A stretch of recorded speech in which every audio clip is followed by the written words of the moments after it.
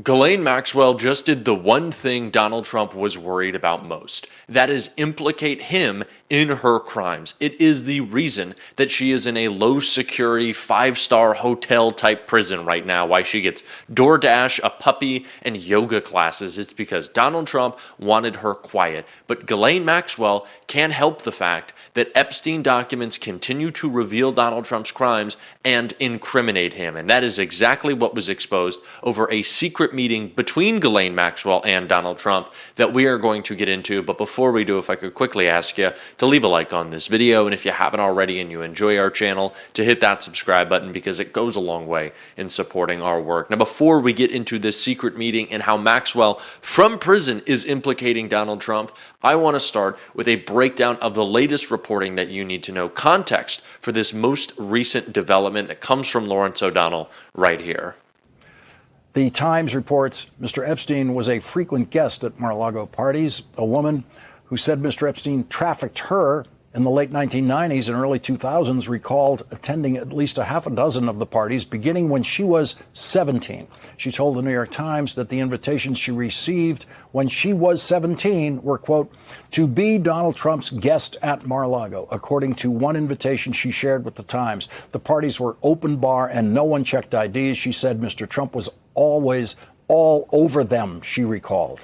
A 20-year-old model who attended a Trump party at Mar-a-Lago told the New York Times, I had a glass of champagne and I immediately felt not well, Ms. Brock recalled, adding, I thought my drink had been spiked. According to the New York Times reporting, Donald Trump and Jeffrey Epstein attended parties at each other's homes. The Times reports one of the women, who has never before spoken publicly about the experience, told the Times that Mr. Epstein had coerced her into attending 4 parties at Mr. Epstein's home. Mr. Trump attended all 4, the woman said.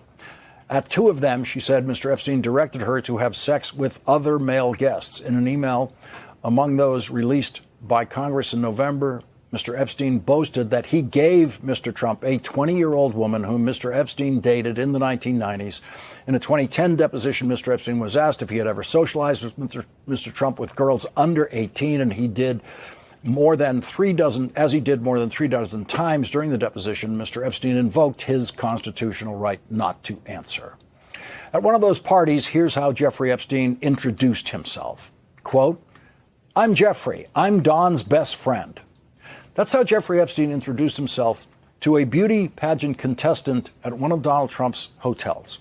That contestant, Beatrice Kuhl, told the New York Times, quote, one of Mr. Trump's employees asked her to meet privately with him in a suite upstairs. Almost as soon as she arrived, Ms. Kuhl said, Mr. Trump began groping her, kissing her, and trying to lift her dress. I yelled, I screamed, I pushed him, she said. He didn't want to give up. She said she was withholding some details of what happened because she had been subject to anonymous threats. Ms. Kuhl also provided the Times with pictures of documents corroborating her participation in the pageant and of herself with Mr. Trump. So that is a case of sexual assault by Donald Trump that has not previously been reported, that was reported there by the New York Times and not denied by Donald Trump when given an opportunity by the New York Times. Donald Trump has not been charged with anything connected with Jeffrey Epstein's crimes. Marina Lacerda spoke publicly for the first time outside of the Capitol on September 3rd. The DOJ is so frantic to dismiss new reporting about Donald Trump's relationship with Epstein and the crimes that they committed alongside each other that they put out a post this morning saying anything that's going to come out in these Epstein documents doesn't implicate Donald Trump and it's all fabricated, none of it's real. The DOJ, the Department of Justice, posted that about the President of the United States. Have they posted that about any other political or public figure? Of course not. They are only bringing more attention to this, and they are only causing greater problems for Donald Trump. But because they realize that we will not stop talking about it, I guess they're just going to continue to push forward and try to cover this up. The most recent example of this with that post is so obvious and so poorly done that it just makes clear why we need to continue to investigate and call for transparency, especially when we are seeing Donald Trump implicated once again, not just alongside Epstein, but alongside Maxwell Maxwell. And it provides so much important context for how we've gotten to this point where she is in a luxury resort. And it's because of this right here. A DOJ email says Trump flew on Epstein's plane with Maxwell and Epstein at least 8 times in 1993 to 1996, cases that were previously unreported. One of 2 of the flights were women who would be possible witnesses in a Maxwell case. Donald Trump was flying with just Ghislaine Maxwell on Jeffrey Epstein's plane with women described as possible witnesses. Now, I don't know if that could be because they were victims of Epstein, once again disproving this point, Ghislaine Maxwell having perjured herself and saying, oh, Donald Trump was never around victims. Donald Trump was never around anyone who Epstein abused. Donald Trump was a perfect gentleman. He never even stopped in the house. Well, apparently he was on the plane.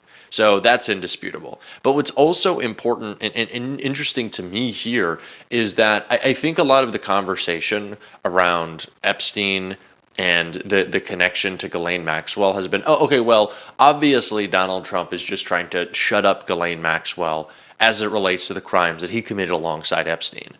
But what about the crimes he committed alongside Ghislaine Maxwell? She's not just in prison for orchestrating Epstein's crimes. I think that's something that we lose sight of sometimes, believing that she was simply just an accomplice or a paper pusher or someone who was, moving around the schedule. That's just not true.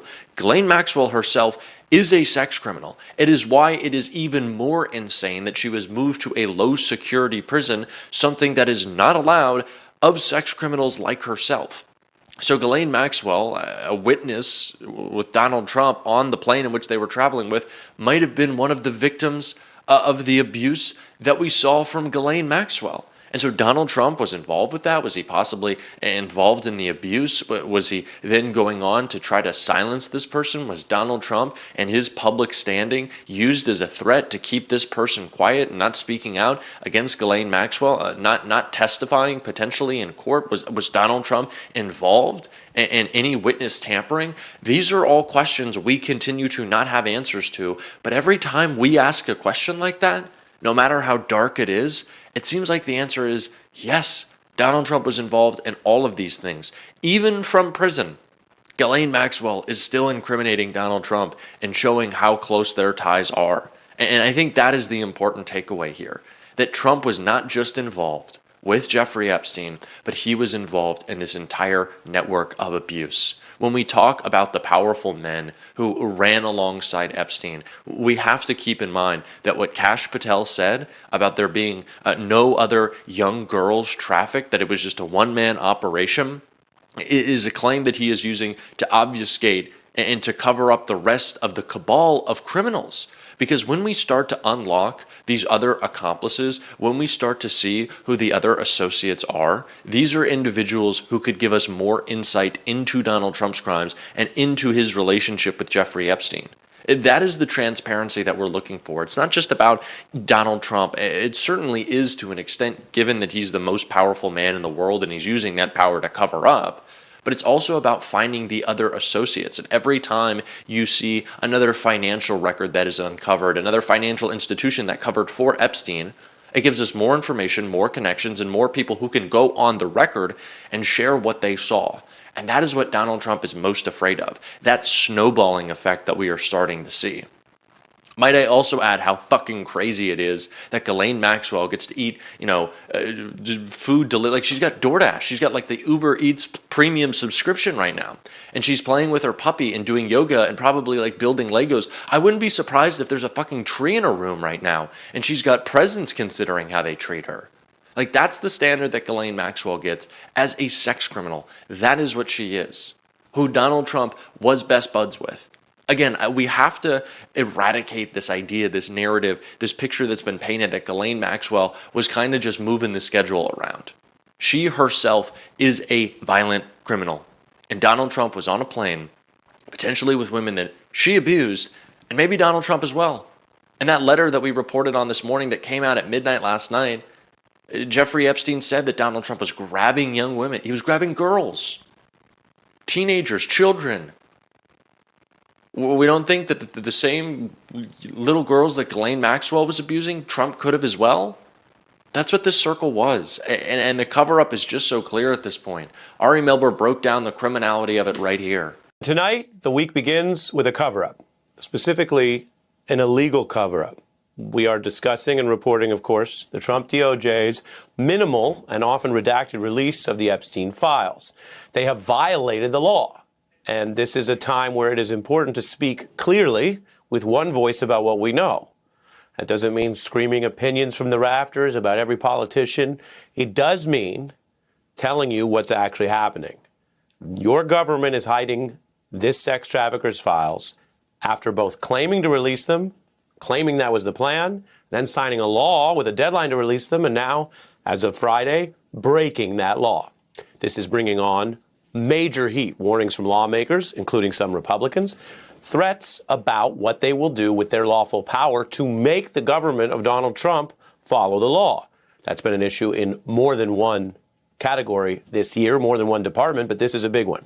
Tonight, we will also break down some of what we learned from Friday's release, because as I've told you, on the one hand, there's a huge cover-up. On the other hand, there has been progress. This push and what the survivors demanded has at least led to some selective disclosures. And so we will show you some of what matters about that later.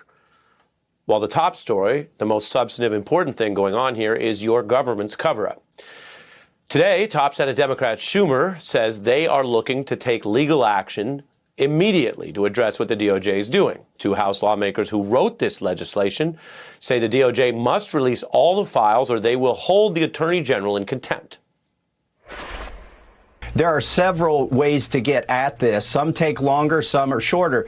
The quickest way, and I think the most expeditious way to get justice for these victims is to bring inherent contempt against Pam Bondi. And that doesn't require going through the courts. And give her, and basically Ro Khanna and I are talking about and drafting that right now. We only need the House for inherent contempt, and we're building a bipartisan coalition, and it would fine Pam Bondi for every day that she's not releasing these documents. That's a Republican and a Democrat explaining one way to try to force the compliance that DOJ is currently refusing. These people are criminals, and everyone, not just Pam Bondi, but everyone at the DOJ should be held accountable. This is not a moment in which we can just decide after this is all done, we move on. There needs to be real accountability. There needs to be real accountability. And everyone at the DOJ should be well aware of that right now. If you want to obstruct justice, just know what is coming.